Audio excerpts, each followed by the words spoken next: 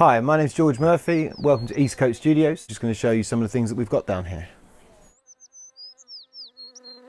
And one of the main things that brings people to Eastcote is actually that it was completely conceived as a studio that was firstly going to be comfortable for people to record in, and secondly that allowed people to play live.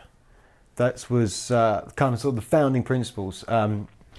And I think it does those two things incredibly well. Like, it doesn't look too much, it doesn't look too corporate, it doesn't look too scary, it doesn't look too intimidating. Like, the whole thing's supposed to be quite homely.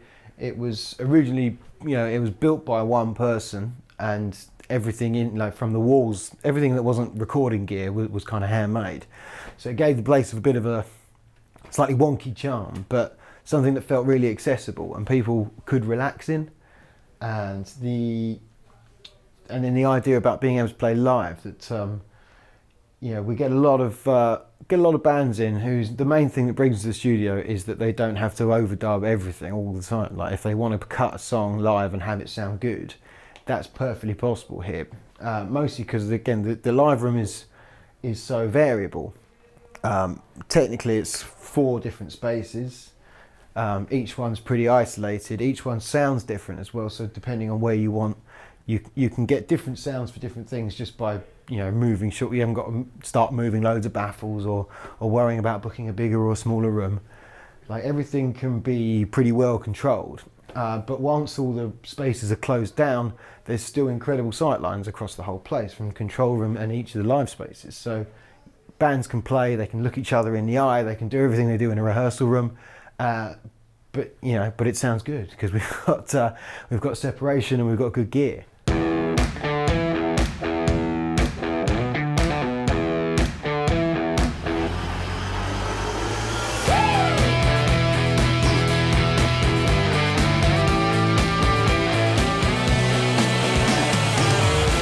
Studio One is based around an MCI JH500. Sounds great. It's got great sounding preamps, great sounding EQs. It's inline. Over here we have some of the outboard collection for Studio One. All the usual toys you'd expect in here. A couple of Paul Techs, LA2A, 76s, 78s, DBXs. Some Neve clones from a company called Golden Age Premier, which we bought these a long time ago and been quite impressed with them, actually. And then the usual the digital remnants from days past that still gets a bit of love now, actually. The Eventide and the Dimension D seems to come back in fashion. Over here we have our digital, our kind of reverb rack. That's Space Station, an old Lexicon, 3 different flavours of Space Echo. So in here is usually where people put the drums. These doors can open out in their entirety, if you see the hinges going across there. So with these open, this place sounds a bit like a concert hall, which for most bands, you're going to want to keep one of them closed just to keep a bit of the clatter down. But for solo piano, occasionally, we did a choir in here the other day with them all open. It sounded amazing. My collection, it's pretty great. Got all the greatest hits that you'd expect, Telefunken 251, Valve 47. The original owner, he was a big ribbon mic fan, so we've ended up with a large selection of ribbon mics. The prized RCA 44 has to go on every recording that's done at Eastcote. Somewhere you've got to sneak that in. Usually putting it behind the drummer's head, if that's what I was taught by Philip, the guy that sort of mentored me here when I started. The piano, it's Yamaha Disclavia. It's obviously it's not a 6-foot Steinway or anything, but it has this it has a great clarity to it. That means I found it's a really useful piano sound. The jazz bands love it. It doesn't have kind of overly grandiose low end, but it's got a decent amount of attack. That if you want to put a piano kind of in a band arrangement, then this kind of sits perfectly every time. I mean, you've probably heard it. It's the piano. It's the rolling in the deep piano. If you've ever heard the intro to that, then that'd be this guy here. Actually, this is a good spot to tell you about the headphone system in here. It was designed years and years ago, and it hasn't changed because they sort of completely nailed it. And I think this was made long before kind of hear-back systems and all these modern Ethernet solutions were created. So it had to be done the old-fashioned way, which is just analog. So we've got a separate digi-design interface in '96, and those 8 outputs are kind of sent through balancing transformers and then distributed throughout the room. Each one ends up at one of these little custom headphone stations, which gives the artist eight separate channels to do their own mix. And the nice thing about it is everyone gets a big mixer with big faders. There's no menus, there's no buttons. I mean, I've been to places where you've got that, you know, won't name names on brands, but some sort of Ethernet system, and trying to explain to a singer that, oh yeah, if you want to turn the drums up, you just press 1, and then volume up, and then for 2 for bass, and 3, and they, you know, the minute you've got to start explaining technical stuff like that to somebody, you're going to lose them. So this was always nice and easy.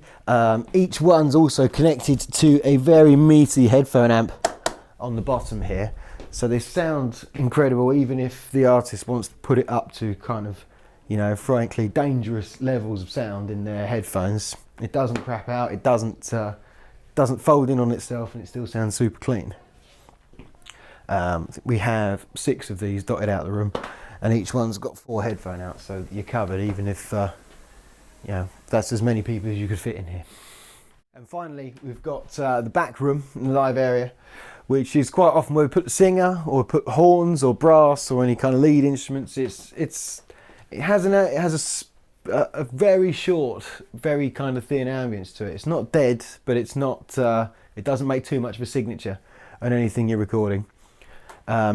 It's also the room, the one spot that hasn't been renovated in this place, but entirely intentionally. It's got this sort of time capsule feel to it, and like if when you sort of glance in here, it's actually, you'd be quite hard to find anything that, you know, that wasn't round in the 70s. Like take away the digital keyboard, and this could be 1974 in here. And I kind of, you know, it's a lot of people like performing in this space. It just feels it doesn't feel very studio-y. It feels slightly like a living room filled with good gear, which was entirely the point in this studio from its inception. So we've got it's also where we keep our collection of guitar pedals and our Hammond organ.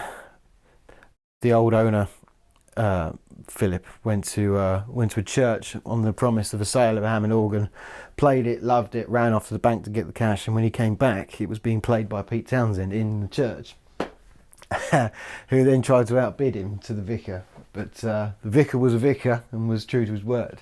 Said, no, I'm afraid I did promise it to this gentleman if he came back with the cash, and it's sat here ever since.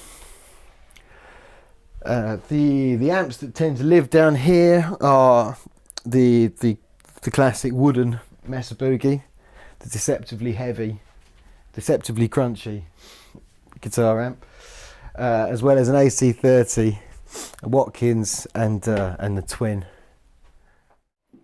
area.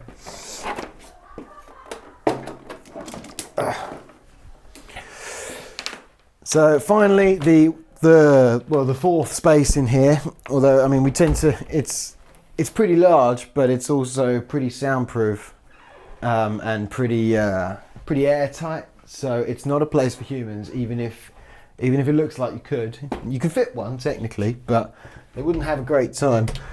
And so we haven't put headphone feed in there just to not tempt anyone to stick a singer in there, because it's not a place you want to spend the day. But it is our sort of amp dungeon. So this is where the bass amps live generally. We've got a solid state Ampeg that lives behind here, obviously lives in the shadow of the B15, which everybody always wants to use. Again, this is a recently renovated bit in here as well. If you can tell, I don't know if you can tell on the mic that I'm talking on here that it has a little bit of kind of, again, sort of a thick ambience on it, which I mean, for most of the recording that goes on in here, is just super close miking of amps, so the ambience kind of doesn't really come into play. But we figured if the room's not very big, So we might as well give it a bit of a sound so that you don't have to get a mic that far away from something just to make it sound like you're recording something real. Yeah, it's thick concrete all the way around, very tight kind of bass response to it, and very soundproof, as to the joy of all the rest of the people in this building.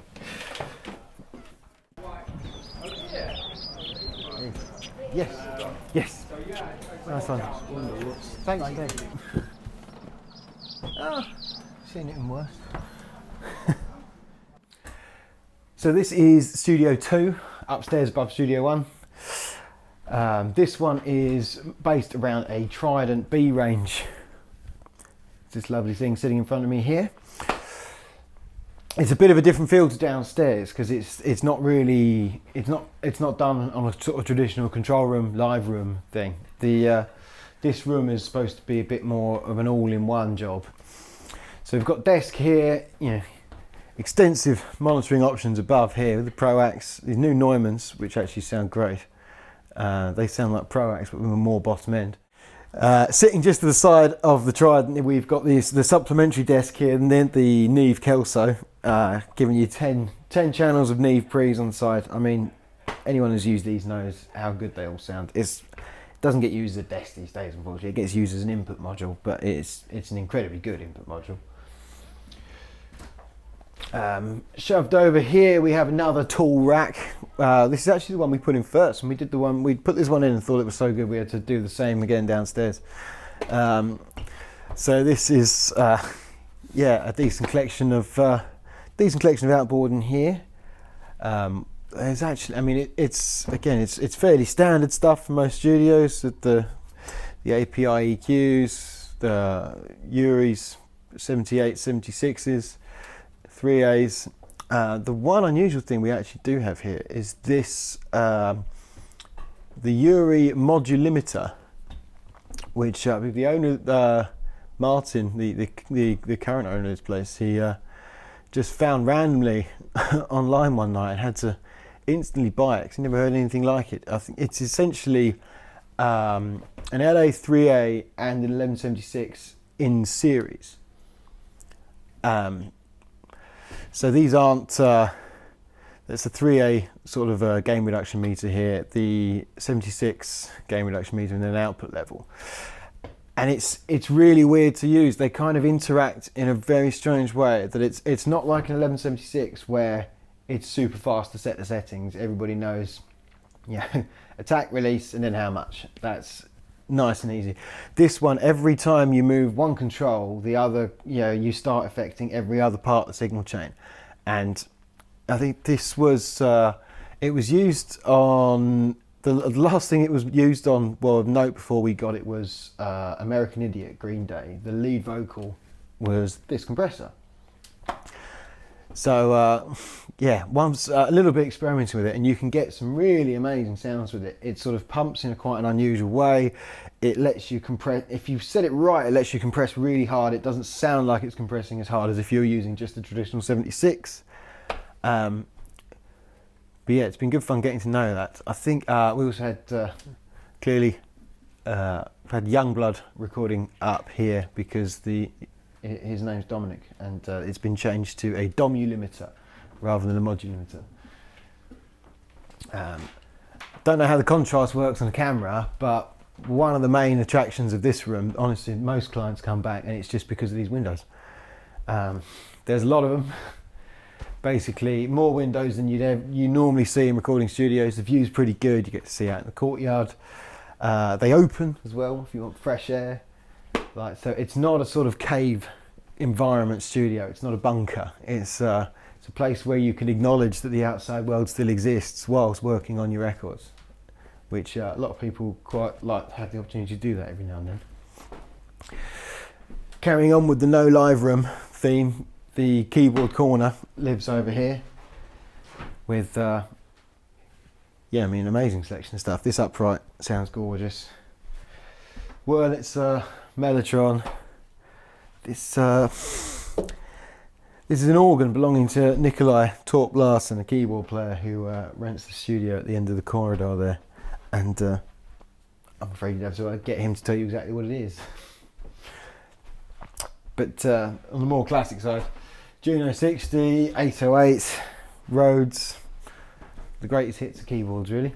Everything in the room comes with the room, you know, it's so everything you need to, I mean, this is a great writing room, it's a great production room, it's a great room to start with nothing and end up with everything, you know, it's and that's what a lot of the sessions are in here, you know, they're sort of, you know, writing and production combined sessions. But yeah, the thing that keeps people coming back, I think it's what people come back to all studios for, and it's not necessarily gear or anything. It's the feeling the room gives you. If this room was all about being bright and airy and not claustrophobic and letting people, you know, making the most of the space by not trying to divide it into too many rooms, just so you can have more people in here. It doesn't feel like you're on top of each other. That's what gets people back into a studio. Everyone's got the same compressors and everyone's got a nice desk and everyone's got nice microphones. It's the little things that make, I mean, it's the little things in between that makes a difference there. And for this room, it's an amazing keyboard collection, stunning guitar collection, and a sort of a relaxed feeling.